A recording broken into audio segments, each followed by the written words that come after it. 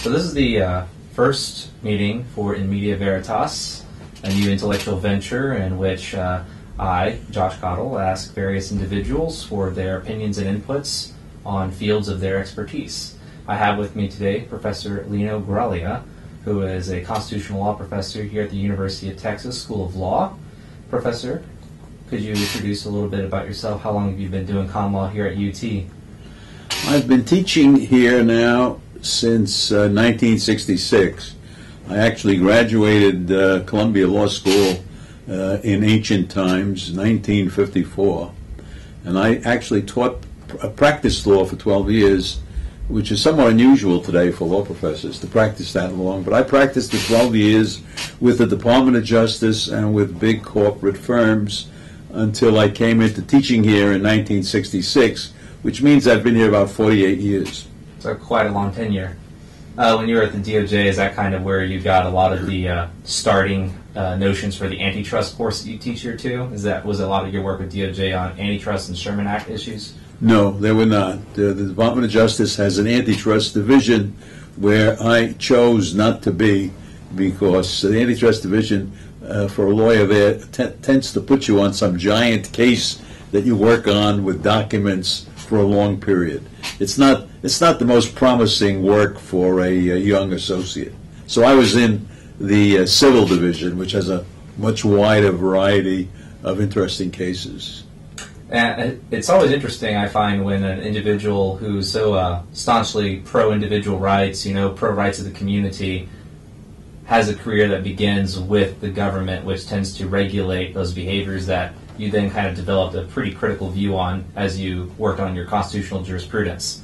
And your reputation as a professor is really, I think, tied up in your views on jurisprudence, on constitutionalism, on the actions of the Supreme Court.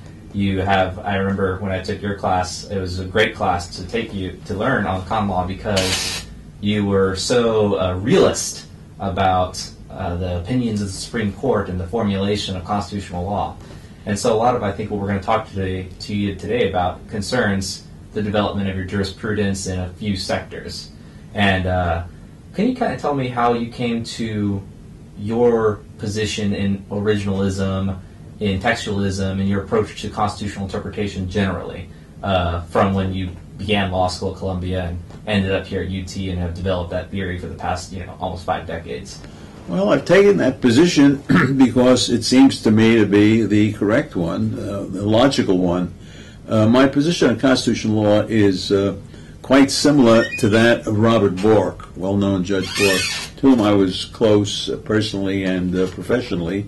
And the question simply is, in interpreting the Constitution, or in the court applying the Constitution, should it read the Constitution to mean what its authors intended it to mean, or may they find meaning apart from the original intent? And to me, that's not a difficult question. To me, as to Robert Bork, to interpret a document is to try to find out what the authors were saying. If the meaning of the document does not come from what the authors of the document were trying to communicate, it can come from anywhere. It becomes meaningless. At least that is the argument for originalism, which seems very valid and cogent to me. Do you see that type of intentional interpretation theory applied in other areas where texts are the valuable sources of information that are disputed or subject to litigation, like contracts or promissory notes that are broken in some way? Do you find that approach of just reading a document to figure out what the parties mean is the same type of approach to a constitution that you share? I think probably even more so. That is, there is no question that in reading and interpreting a will, for example, the objective is to find the intent of the testator.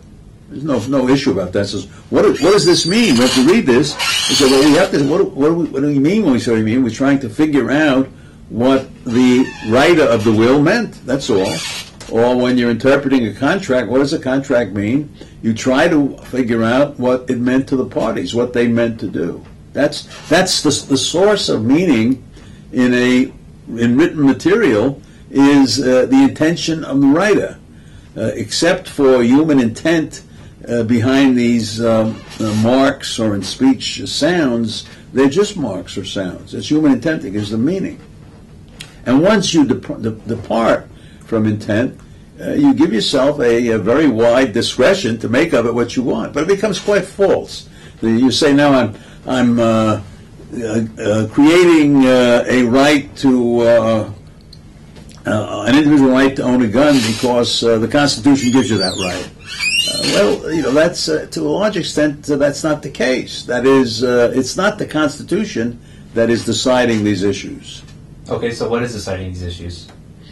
Well, and at the Supreme Court level, when the Supreme Court makes a constitutional ruling, typically we talk about a ruling of unconstitutionality, about something unconstitutional.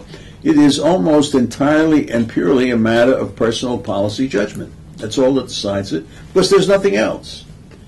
And if that seems like a very peculiar or unique view, certainly one of the most important and thoughtful and frequently cited jurisprudence today, or judges, is Judge Richard Posner. Judge Richard Posner, probably the most prolific and certainly the most influential judge in the country who is not on the Supreme Court anyway. And he recently wrote a long piece in the Harvard Law Review. It's called the Forward that they come out each year. The title of which is It's a Political Court. And he says quite simply what I'm saying, that there is no, when you have a question before the court, does may a state prohibit flag burning? He says, well, let's look in the Constitution and see.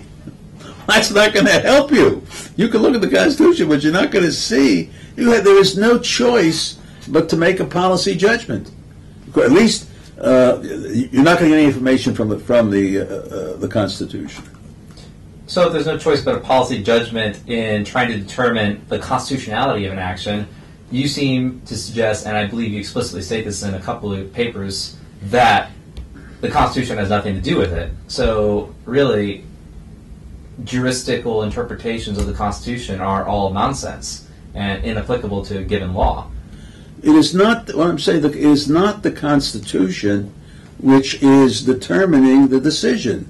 Because it's very, for example, does the Constitution prohibit Congress from restricting corporate campaign contributions? This is currently a very important and controversial case called Citizens United, where the court holds 5-4 that the Constitution prohibits Congress from restricting corporate campaign contributions.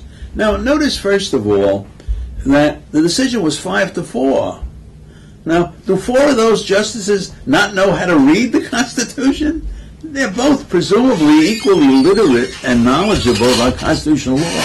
And 5 say this prohibits Congress, 4 say it doesn't.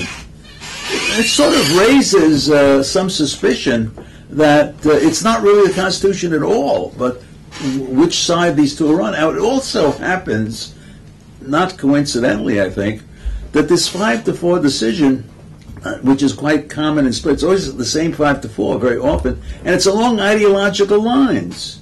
So the liberals all take the position, the 4 liberal justices take the position that Congress can restrict corporate campaign contributions. The 5 conservatives, or the 4 conservatives, joined with the swingman, Justice Kennedy, they hold otherwise. Now, if Justice Kennedy had voted with the 4 liberals in that case, then the Constitution would not prohibit Congress from restricting corporate campaign contributions. So, it's where Kennedy votes. Now, look at another issue, term limits. Throughout the country, states were passing term limiting the terms of both the state representatives and federal representatives. This is challenged as unconstitutional. As, of course, unfortunately, in our system, everything is challenged. Everything is ultimately left to the Supreme Court. So it goes to the Supreme Court, and sure enough, the 4 conservatives say term limits are fine. For some reason, conservatives are agreeable with term limits. The Wall Street Journal likes term limits. A good indication it's a conservative position. The 4 liberals, on the other hand, don't seem to like term limits. So 4 liberals vote term limits, on federal representatives is unconstitutional. The Constitution prohibits that. The four conservatives say the Constitution doesn't prohibit it. Now, is that because they're reading it differently? You know, that's not the case. You can't think that for a moment. Now, it happens that in that case, Justice Kennedy voted with the liberals, and so the Constitution prohibits term limits. But if he had voted with the conservatives, the Constitution wouldn't prohibit term limits, and the Constitution would be equally happy and content either way. So it simply is not the relevant figure or factor here. The fact that sometimes the court agrees on particular issues, though, suggests that it's not always an ideological divide that is driving their decision-making process. Or at least there's overlap on several issues where both sides of the divide can align their interests and come to an agreement. Is that disagreeable to you, or do you think that that is not necessarily true? Like, why would there be unanimity if most of the decisions that seem to be close calls on the constitutionality of a given thing is it doesn't have to occur that way? Well, some issues are not very controversial. It's not everything that the Supreme Court does, not all the cases that it decides are constitutional cases. Probably almost half are not. I forgot exactly what the percentage is. And so many of those cases are not seen as controversial. Everyone agrees pretty easily, and there's no emotional or ideological content in a lot of cases. And so the ideological split that is reflected in controversial issues like one-sex marriage and corporate campaign controversy, so it doesn't occur. And even in constitutional issues, to some extent, there can be some that are considered not very controversial, and you'll get unanimity or close to unanimity, 7-2, and so on. That's not surprising. And also, to be honest and fair about this, the decisions are not always ideological. You get some odd results. For example, you get Justice Scalia arguing that a state law prohibiting flag burning in the streets is unconstitutional. You got the conservative holding it. Justice Stevens, one of the most liberal on the court, he argues in a heated dissent, 5-4 again. But here, the liberal justice is arguing that it is unconstitutional.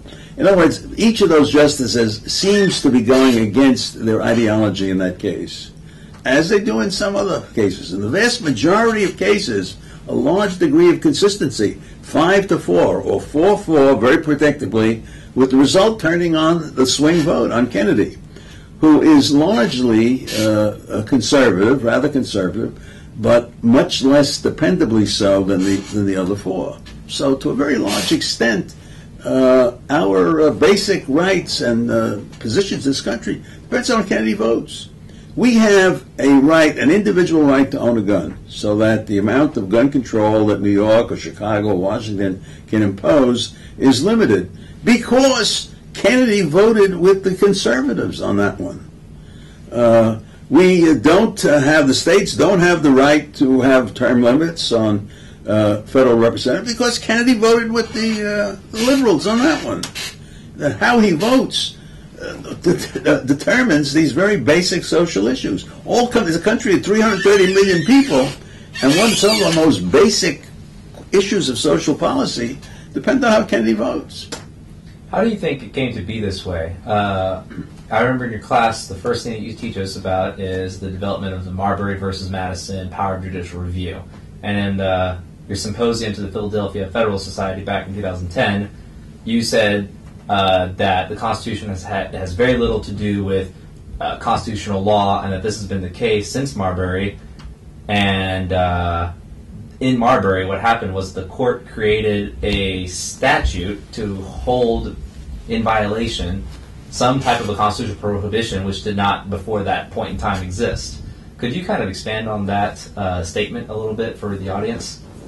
Yes, I say in Marbury v. Madison, as you say, is seen as a very basic case because it was the first case in which the court actually held something unconstitutional, establishing that the court had the power to do so. And that's interesting because that does not, surprisingly, it does not clearly appear in the Constitution. Nowhere in the Constitution does it say, and whether these laws can be brought into effect depends on whether the Supreme Court holds them constitutional, or the Supreme Court has the right to review. That is not explicitly stated. Maybe in some way it can be thought to be arguably implied, but it's amazingly it's not stated. All right, so Marbury was very important because Marshall took this case, seized upon it, in order to establish that the courts did have this power, which was otherwise uncertain. And it was very important for him to establish that because Marshall was a nationalist. He was a member of the Federalist Party along with George Washington and Alexander Hamilton, as distinguished from the so-called anti-Federalists or states' rights people led by Jefferson.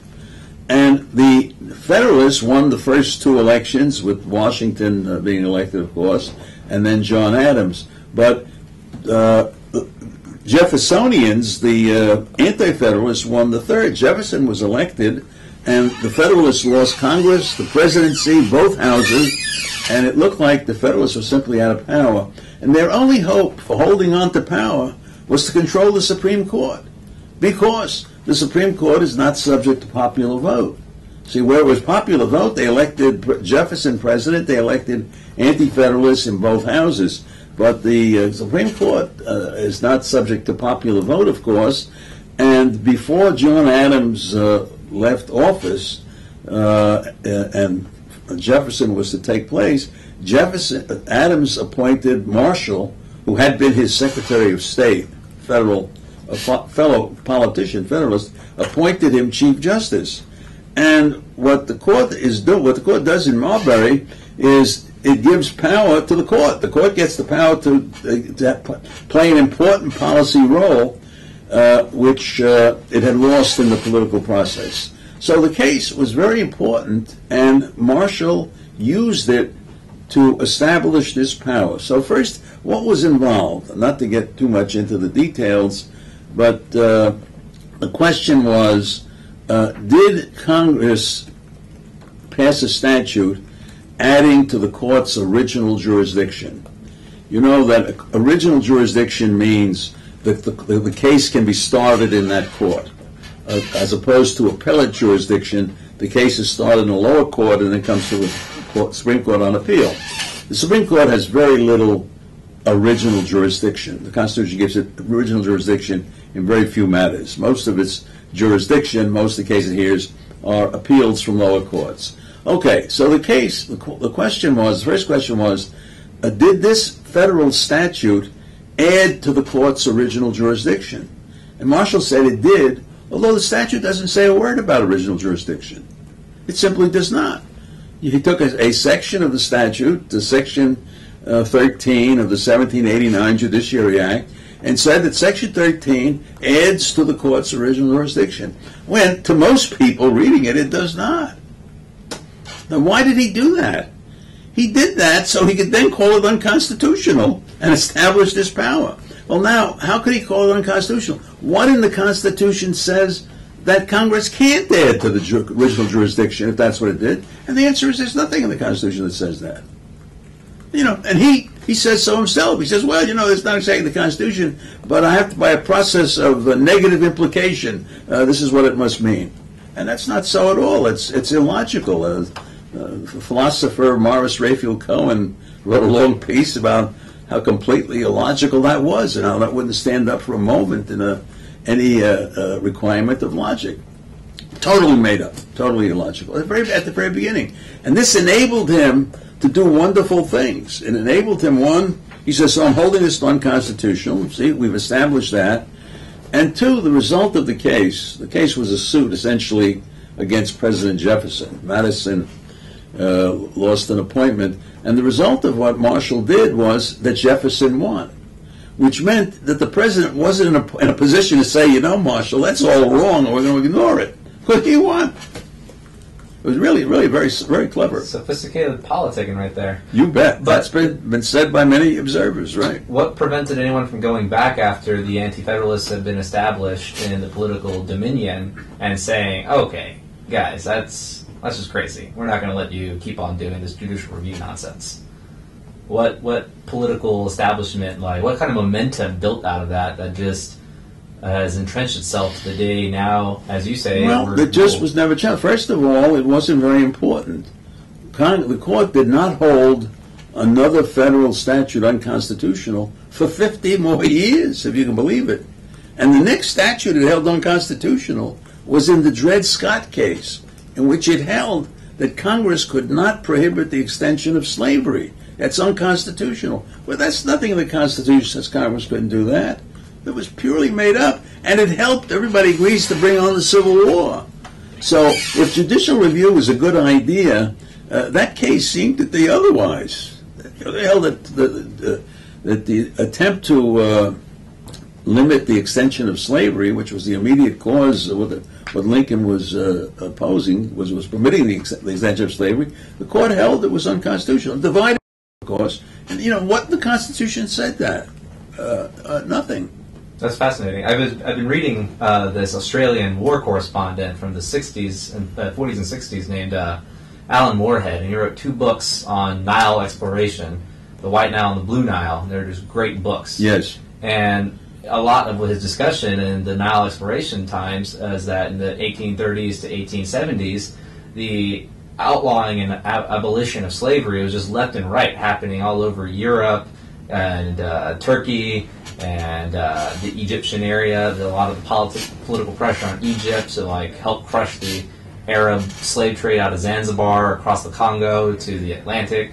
It was huge, but it happened through the free choices of the British Parliament to shut that down, to shut down slavery, and to then pressure through politics the abolition of slavery, rather than having, say, the House of Lords or the judiciary of England try and shut that down on some non-parliamentary or non-royal judicial review basis, right, which I find interesting, and they didn't really have a whole lot of blowback. Right. No, here Congress was trying to limit it by not saying it could not be extended into the new territories. You know, the Missouri Compromise, it's keep it to the south, but it could not be extended.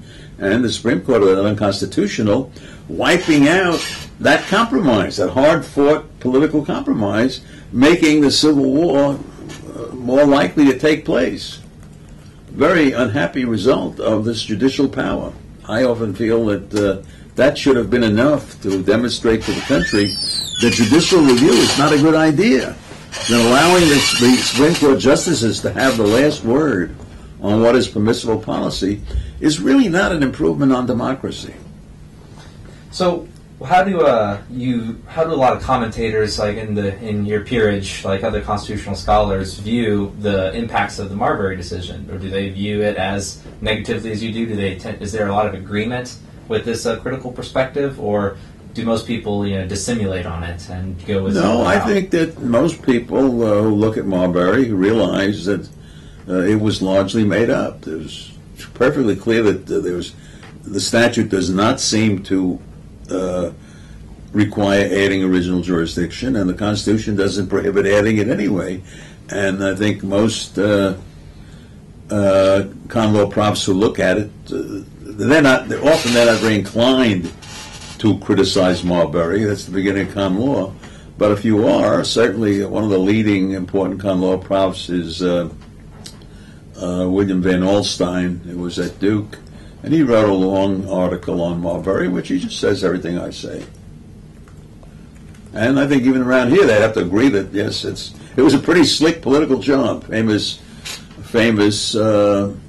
political scientist Robert McCloskey, a leading book on the Supreme Court, he says essentially what you just said is a pretty subtle, clever piece of political maneuvering he pulled off here. So do you think that judicial review has had obviously it's had terrible political implications with just how much damage it can cause, such as the violation of the Missouri Compromise, but do you think that it's had more abstract implications for the entire rule of law in America? Do you think that judicial review is to a certain extent, incredibly threatening to the legitimacy of laws that are made or passed muster by the Supreme Court? That's a more abstract question than I like to deal with. What has an effect on the rule of court? The fact of the matter is that in many ways the law is ultimately made by the Supreme Court, and it's made by the Supreme Court as a matter of personal preference. The rule of law is supposedly the idea that decisions are made not because of who the judges happen to be, because of personal preference, but because of the law. The law gives you the answer, and they just apply the law. Well, that's not the case at the Supreme Court level. At the Supreme Court level, there is no law on the issues they're deciding. There is not, to put it more specifically, or the way it should be put, it is not the case that the Constitution precludes this policy choice, which is what they're supposed to be deciding. And does the Constitution say that the legislature can't do this? Why do you think the legislature did something they can't do? They can't read the Constitution, or they want to violate it? That's not very likely to start with, but that's the issue in the Supreme Court. Does the Constitution disallow the policy choice the legislature has made here? And the answer to that question almost always is no, it does not. And so when the court says it does, they're not applying law, they're making law. Well, somebody has to make a law, and a certain amount, you have to say again, in fairness and honesty, that a certain amount of lawmaking by a court is unavoidable. That is, the questions come to the court as on which there is no real prior law, and the court has to decide it. Typically in law, legal reasoning, you try to decide it by analogy. Well, this is very much like something else. But essentially, you have to answer questions, they have to make law. Now, when this comes to constitutional law, my position is they don't have to make law. That is, if the law is not there that says this policy choice is prohibited, then it's not prohibited. It's very easy. Okay, so is there any on-point cases that you think the court gets right insofar as it looks at the limitations of the Constitution and it sees this is what the Constitution says, this law, whatever, or the Constitution this way does not empower this particular law to be passed? Does the court really deal a lot with these types of cases, or is it more the case, in your perspective, that it's just judicially legislating with an eye to constitutionalism? Well, as I say, whenever it holds something unconstitutional, it is judicially legislating. As Judge Richard Post has said, well, of course that has to be. There's no choice. It is not the case that the Constitution is answering this question. So the courts should take the position we have nothing to do with it because the Constitution is not dealing with it. If they go on and deal with it anyway, they're only doing it on the basis of their own choice. They're not doing it on the basis of the Constitution. Now, what you talk about is the question of federalism. That is, we have a federalist system of government. That is, the national government is supposed to be a government of limited powers, and some things are left for the states. As a realistic matter, it long ago developed that, in fact, the federal government has all power. It can do whatever it wants in terms of ability to legislate. Realistically, we have federal laws on health and on sex and on treatment of cats and dogs. You name it, we have federal laws. We have federal laws on kidnapping. Well, those were things on education, which were supposed to be things for the states. Madison said, well, the federal government will be concerned with taxation and foreign affairs and the military. Well, the federal government today is concerned with a lot more. And in my view, that's correct. That is, the people want that. They kept re-electing Franklin Roosevelt as he expanded the federal government. And so we moved more towards, and are now at a normal government. A normal government, if they think there's a national problem, the national government can do something about it. So in France or England, if they decide that there shouldn't be race discrimination in restaurants, they pass a law saying no race discrimination in restaurants. In the United States, because we have a federal government of limited power, It passes a law that says you can't interfere with interstate commerce by racially discriminating. It's a phony, right? It's a pure phony. They're not regulating interstate commerce. They're prohibiting race discrimination. And it's too bad, in my view, that they can't do it openly and honestly. All right, so you get cases, so the question of federalism, of what exceeds federal power. Certainly, the most important, the hottest issue, very politically involved, is, of course, the so-called Obamacare, the Affordable Care Act. Is that act unconstitutional? Well, as you know, it was upheld by a vote of 5-4, and in a very convoluted and peculiar way. First of all, 5 justices agreed that Congress did not have the power to regulate this, to create this law under the Commerce Clause. Congress has the power to regulate interstate commerce. And the power to regulate interstate commerce has grown to be a very broad power, the source of much of what Congress does. And so the question of whether this is a regulation of interstate commerce is a very lively question. And again, 5 justices say no, 4 say yes. Now, why is that? Because they're reading it differently? No, because they have a different idea. And it also happens that the 4 liberals say yes. The 4 liberals who are Democrat appointees say yes. The conservatives, the Republican appointees, not in favor of Obama, say no. Is that a coincidence? You know, to keep talking about the Constitution as if it has something to do with this, once you have the slightest amount of sophistication, it's hard to understand. You know, I mean, just look at the Obama. So 5 justices say, no, this is not within the commerce power. So that would be enough to hold it unconstitutional under the commerce power. The 4 liberals say it is. Roberts, one of the 5, who said it's not within the commerce power, says, but actually this requirement that is being challenged, the so-called mandate to buy the insurance, is within the taxing power. Well, Congress and Obama had insisted that this was not a tax. But Roberts called, and it was unique with him. So the 4 liberals went along with it. It's okay, anything you want to do, hold it, it's okay with us, so it's the taxing power. Well, that's what judicial review has done for us. And then people say, well, the Constitution has something to do with this? Either you're not paying attention or you desperately want to believe that as a matter of faith or something. So was that a functional tax that the court created out of the individual mandate? Like, did the court basically recalibrate or recast what Obamacare was saying? The Act tried to insist that this was not a tax.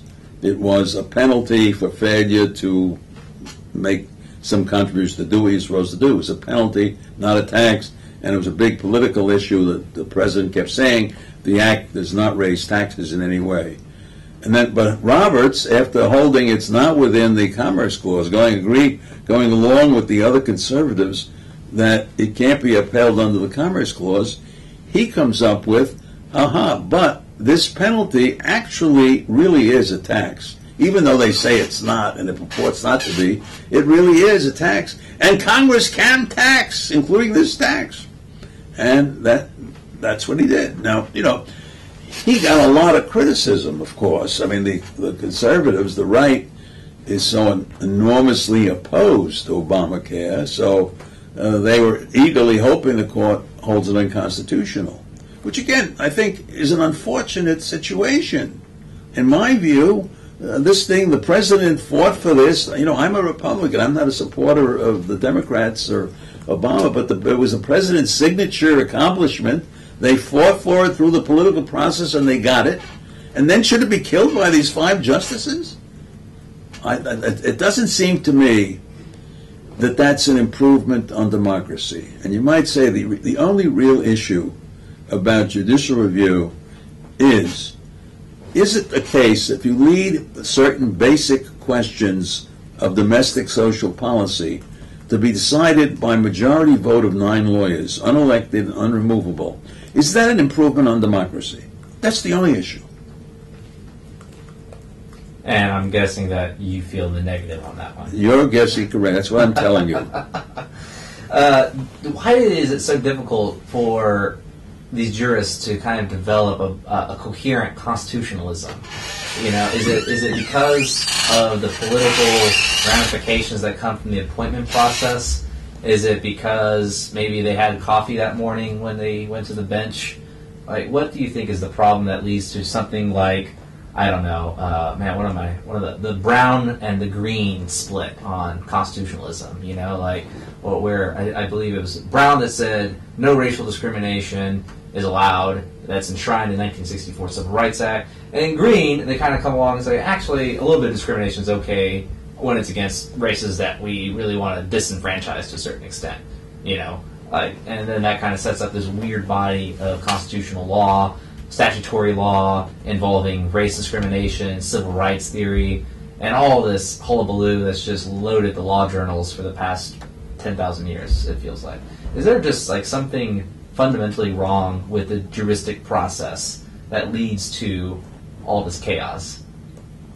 I think that your just lengthy statement is going to confuse a lot of listeners. No, probably so. I'm going to have a very great deal of difficulty in figuring out what you said, which is not easy. You're talking about a somewhat difficult area about comparing these cases, two cases, one called brown, one called green. No, is there something about the judicial process? I'm saying, no, it's really quite simple. If cases come to the Supreme Court and someone is claiming that what the legislature has done is unconstitutional. So what they're saying is the legislature is not permitted to make this policy choice. It's prohibited by the Constitution. And the answer almost always is, but it's not. It's not prohibited at all. So the legislature can make that policy. So if the court comes in and says, yes, it is prohibited, it's because it chose to substitute its policy preference for the policy preference that was enacted in the political process. That's all that's involved. You had a great metaphor that I really enjoyed about the litmus test. Could you rephrase that for the audience on that one? It was the idea that brown and bowling, wasn't it? Oh yeah. The litmus test, like, does the acid still turn blue? Right. Because the one dealt with the 14th Amendment's equal protection. Well, what I said there, the famous Brown v. Board of Education, the most famous, in many ways, the most important case of the 20th century, holding that school racial segregation was unconstitutional. Well, school racial segregation was, or racial segregation in general, was enormously unfair and unjust, and should have been disallowed. So the court's voting that it's unconstitutional was very popular. Unfortunately, the court was not really in a position in that case to do anything about it. They held it's unconstitutional. Well, then uniquely they said, but you don't have to stop if you're really opposed to it. The next case, they said, when does Mississippi have to start letting blacks and whites go to school together? And they said, well, not right away, as soon as practicable, with all deliberate speed. In other words, and it turned out not for the next 10 years.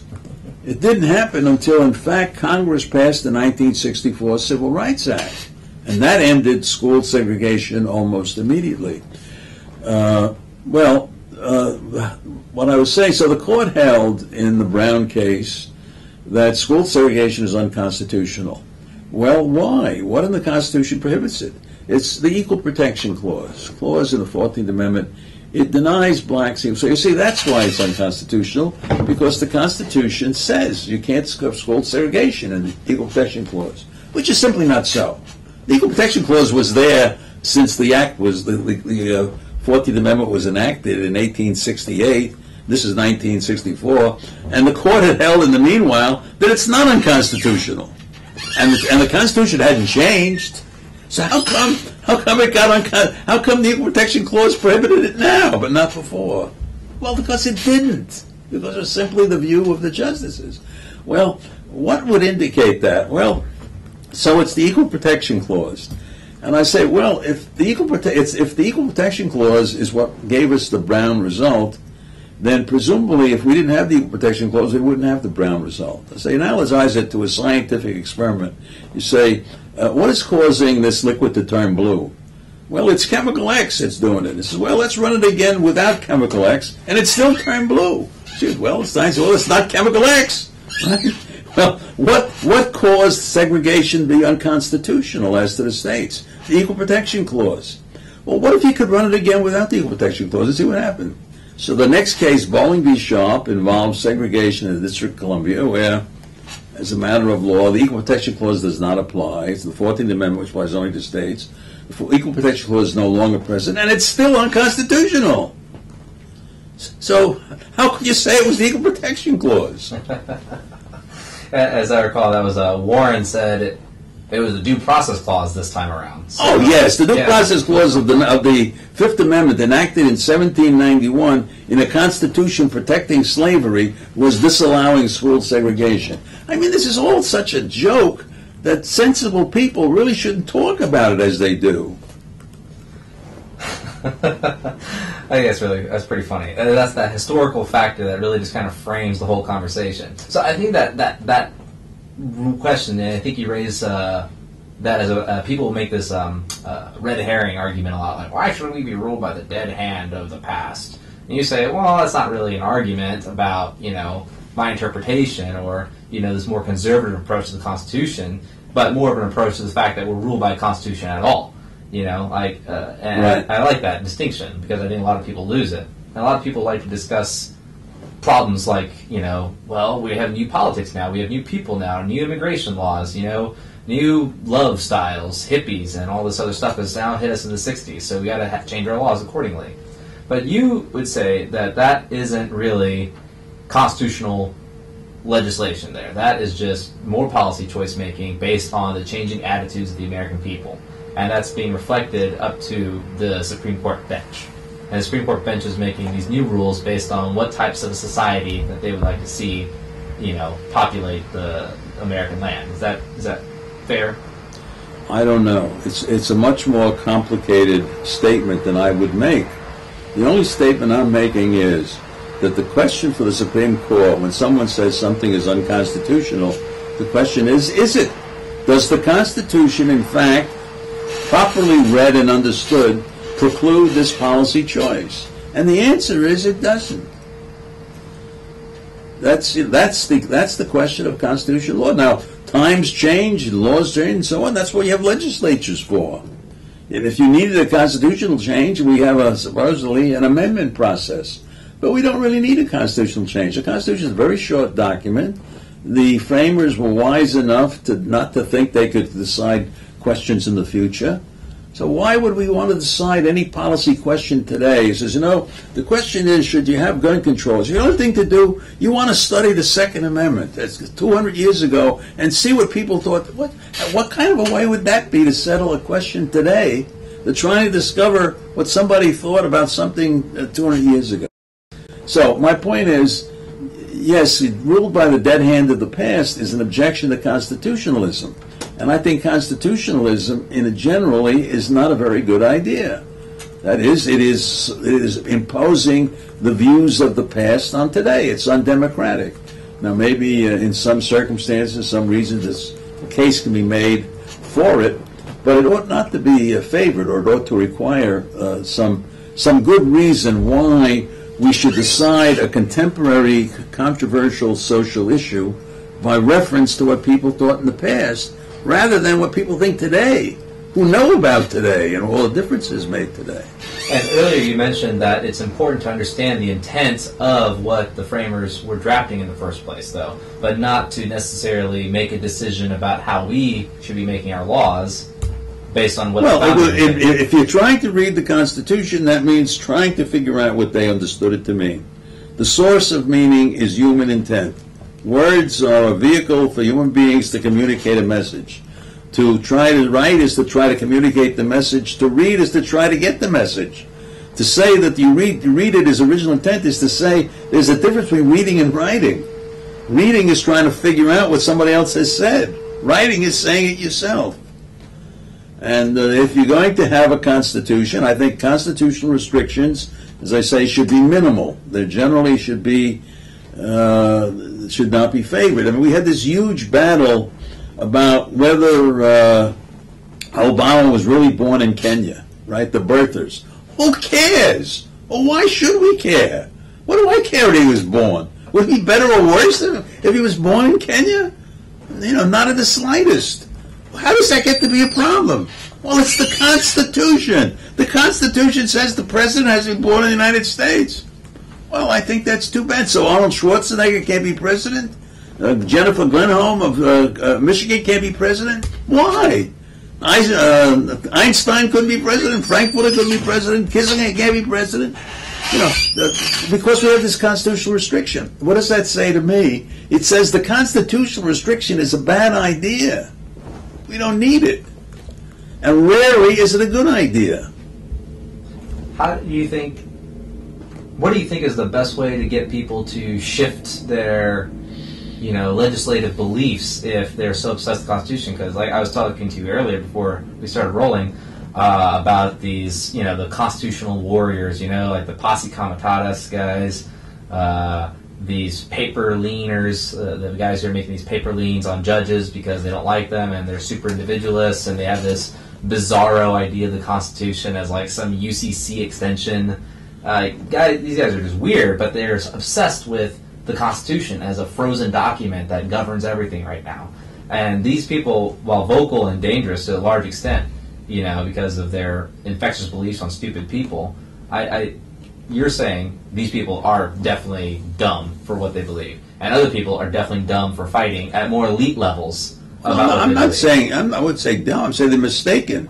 Those people and everybody else, including famous deep common law profs, who are telling you something is constitutional, the Constitution requires you do this, or you not do this, they're just mistaken. That's just obviously not so.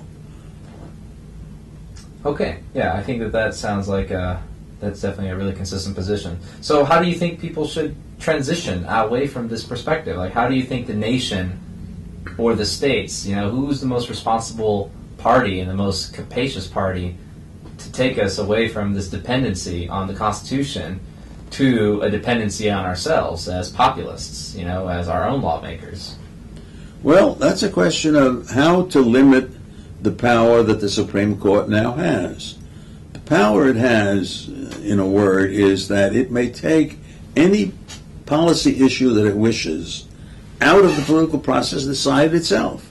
If it decides that libel is something that each should decide, not leave libel law to the states, libel law suddenly becomes a constitutional issue, or pornography law, anything else.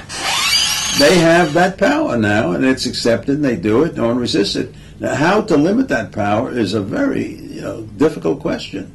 I don't know. It would take a great deal of political determination that the court shouldn't have that power. But to a large extent, Congress doesn't have it or likes it.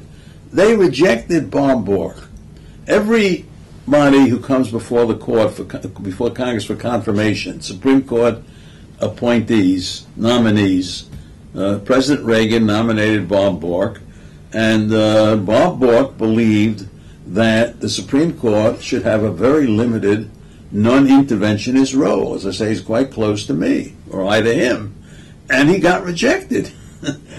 Every nominee that comes before the Senate committee says they believe that judges should follow the law, not make the law. That's what I believe. And everybody's, yay, that's what judges believe. And then as soon as they get on the court, they forget that. Now, Bob Bork happened to be one of the few people who actually believed it, so they rejected him. Was that the Ninth Amendment thing? Was that well, it was any number of things. Before Joe Biden was either the chairman or he was on the committee, and Bob Bork says, no, in the Constitution doesn't have a right of privacy, and Biden was outraged. Well, it darn well ought to. Or I get my rights from God. I don't need the Constitution. Well, then let God enforce them. No, but he gets them from God, and he wants the court to enforce the rights he gets from God, according to the court's views. That's a very Actonian type of a view, right? Like the law that comes down from the divine. Well, yes, it's some kind of a natural law. Where are they getting this law? They're not getting it from the Constitution. Well, they're getting it from natural law, from principle, from just what is right and good and justice and so on. Well, unfortunately, as a realistic matter, all that amounts to is they do whatever they want. You want to do justice in every case, and what justice requires in this case, depends very much on your political convictions. Does justice require that there be same-sex marriage? Well, some people think so, and some don't. Would you interpret the people's complacency about, and maybe legislative complacency about, the Supreme Court's activism, as some have called it, or the Supreme Court's policy making, as you call it? Well, they're the same thing. The activism is policy making, right? To be just kind of a cheaper substitute legislative device, rather than having to rely on lawmakers to go through the cumbersome process of making a law. You rely on people bickering about what a law should be, and they just jump it up to a court, and the court says, no law on the subject yet, but this will be the law, in this case, going forward. Do you think that, because you make an argument earlier that the people seem to have accepted a certain way of being ruled lately by just not fighting about it? Obama comes along, he wins his Obamacare thing. Maybe it's unconstitutional, maybe who cares, the people aren't fighting it enough to get it overturned, and it's passed. So there's a certain complacency that leads to governance here. Do you think the complacency about the court's, activism is also kind of, yeah, guys, go ahead. The fact of the matter is there's little that most people can do. The Supreme Court ordered that the kids be bused away from their neighborhood schools to more distant schools to get better racial balance. And the people thought that was awful. People left the cities, they left the school systems. It was destructive throughout the country. This turned school systems that were 80% white into 80% non-white in a very short time. But there's nothing you can do about it. The Supreme Court says that you can't have capital punishment for rape. Well, what do people do about it? The Supreme Court says Congress cannot, the states cannot control pornography. Any amount of pornography has to be available on the streets, as it is here in Austin. There's nothing you can do about that. There was something they could do about the busing decisions. At least they could move. They could get out of those cities, and they did. But there's nothing most people can do about it, and most of our leadership and laws is going to come from our intellectual elites. And most constitutional law professors like government by the Supreme Court, because the Supreme Court is themselves. They're constitutional law professors. I mean, the Supreme Court are made up of people who used to be constitutional law professors. Scalia used to teach at Columbia, at Chicago. Ginsburg used to teach at Columbia. They're people like themselves and very subject to their influence. And so they happen to think that leaving public policy in the hands of the American people is a very bad idea. Do you know the American people would have capital punishment? They would suppress pornography? They would allow prayer in the schools? Could you live in a country like that? They can't. What is saving us from these horrors? The Supreme Court. So of course they love it. Yeah, so there's a lot of super obviously controversial areas that the Supreme Court likes to legislate upon, and it's to the point in time that when people resist or criticize these opinions and the development of law, they get a lot of flack.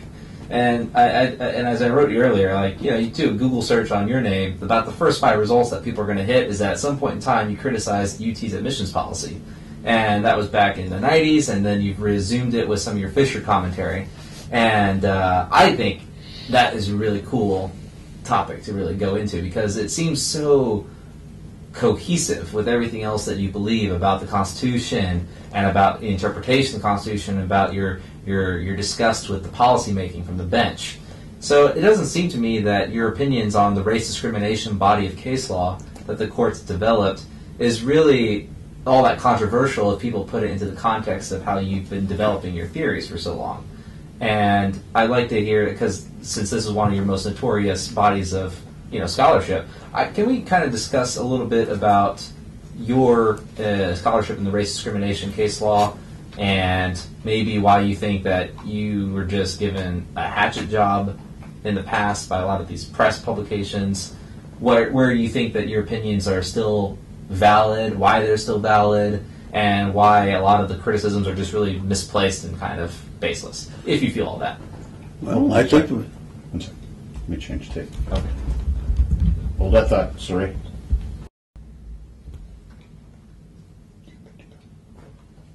Okay. Well, the Great Brown decision, everybody thought that what it meant was that race discrimination by government is unconstitutional and impermissible.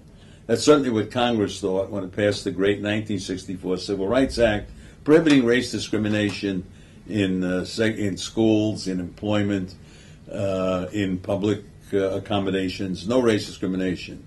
Well, then it turned out, though, after a little while, that this ending race discrimination or ending segregation didn't seem to be the whole answer. Or that is, blacks were no longer excluded from the University of Texas as once they were. They weren't excluded anymore, but there were very few blacks here. And so they said, you know what we have to do is we have to start discriminating again, this time in favor of blacks. And I said, well, I think that for various reasons, that's going to be a bad idea. Apart from unconstitutional, which, as you know, is something I don't talk about a lot, about what's unconstitutional. I said, you know, the idea that you are now going to put government into the position of determining the race of people, investigating the race, and treating them differently according to their race, is going to seem to be inconsistent with American principles that we're all equal, and that we should be dealt with as individuals, not as members of racial groups. And you want to overcome all of that to achieve some good here, namely get more blacks into this school. And I think that that's not going to work, and it's going to be an endless cause and source of controversy. It's never going to be accepted by whites that children should be discriminated against. They're not getting into schools that they would get into. You know, here at the University of Texas, if you checked black, you could get in with a score that if you checked white, you'd be automatically excluded. If you checked black, you're automatically in. And that's got to be a source, a perpetual source of controversy. This is not the way to racial harmony or to interracial respect. You're sort of accepting that blacks cannot and are not expected to meet the requirements applicable to others. Well, the issue is that a course of racial advancement? So there's much, it seems to me, to be said against it as a matter of principle, of the government officially returning to a policy of race discrimination, this time to include the minority, not to exclude. And then it turns out, again, not surprisingly, that apart from all that, it really doesn't work well. Richard Sander, who you quote and notice, he says actually you would have more black lawyers if you didn't have race discrimination, preference for blacks. Now, how can that be, you said? Well, it quite easily can be, because the effect of this racial preference is not to put blacks into school when they otherwise wouldn't be into school. Its effect is to put them in a better school, a more selective school than they would be in. It's the cascading effect. So if somebody has, if a student has an 88th percentile LSAT, a black, that would be a wonderful score to be in this school. But that kid will wind up at Yale, where the LSAT is the 98th percentile, not the 88th. So all it does, and someone who should be in Texas Tech will be in the University of Texas. It puts the effect of affirmative action is not to basically increase the number of blacks getting an education, but to put them in a school one or two or more levels more selective than they would otherwise be in. And the issue is this beneficial? Now, it turns out that Richard Sander, who's a PhD economist as well as a lawyer, and many other scholars who studied this, say, in fact, the blacks do much less well. They made studies about engineering. They were making a big effort for the STEM courses, and they show how the blacks and the Mexican Americans do much better in schools that are taught at their level. They learn more. They have a better chance of passing the bar, and other examples. That appears to be the case, is what he's saying. So the issue is, you say, well, are you better off so you get into Yale, but if you're not competent, how are you ever going to graduate Yale? And the answer is, everybody graduates. They don't flunk anybody anymore. It's the way you can avoid that. It'd be harder to leave, get flunk out than it is to get in. So, and that's pretty much the case here, too. And so, are you better to have graduated at the bottom of Yale than at the top of Texas, or at the bottom of Yale rather than at the middle of Texas, more or less? And that might be a close case, Yale or Texas, but in the vast majority of cases, it's not. That is, in most cases, It is not the being in the better school, in which you will almost surely do less well, learn less, and so on, but you'll get the prestige of the better school, is probably not worth it. That's what Sanders says, and I think he's right. That's been debated for a long time now, empirically and otherwise, and I think that as a practical matter, you do not do someone an advantage to put them into a school for which they are less than fully qualified. You're in this school, and you know, but everybody else here is better than I am. And they know they're better than I am. What does that do for me in any regard? I think it's going to be harmful. That seems to be the case. Okay?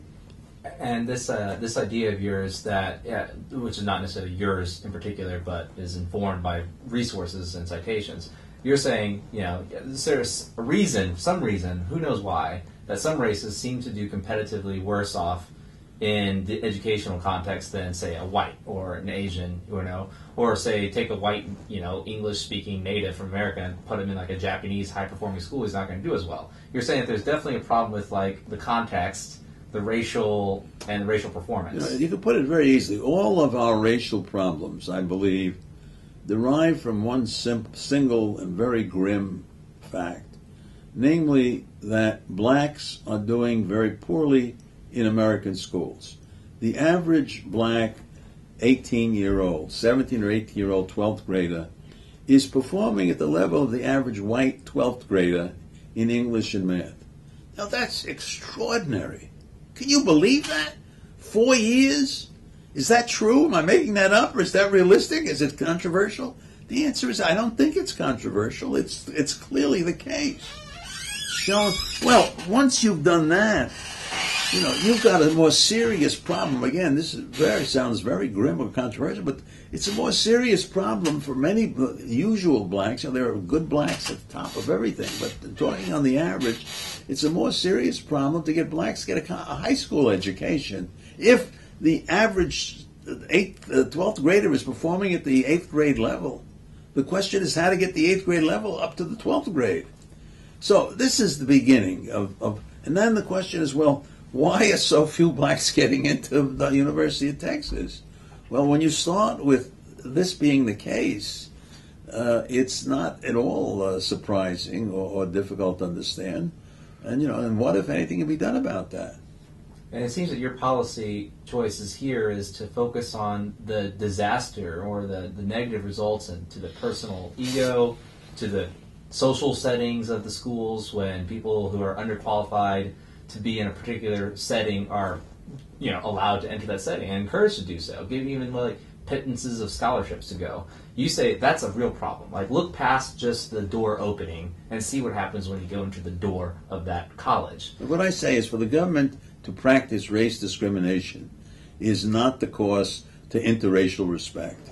And to say that blacks cannot be expected to meet the ordinary requirements is not good for anybody. That's not. It's going to be constant controversy, as it is, for many reasons. And it seems, as a practical matter, it doesn't work very well. So that's the sum of it. How's the court been justifying its race discrimination? Like in a couple sentences, like Supreme Court says race discrimination is a good thing because. It was first upheld in college admissions in the Bakke case. And Justice Powell, who often had quite peculiar ideas, as many of them do, he had this idea that you need blacks for educational diversity. So you got to put blacks in the school not to help the blacks, but to help the whites, because the whites need a more diverse school body and they learn more. And Harvard made up a story like that, and Powell was completely snowed by Harvard, figuring they're all smarter than he is, so they must know.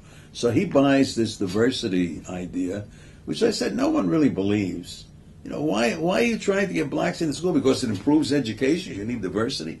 Diversity is just a euphemism for more blacks.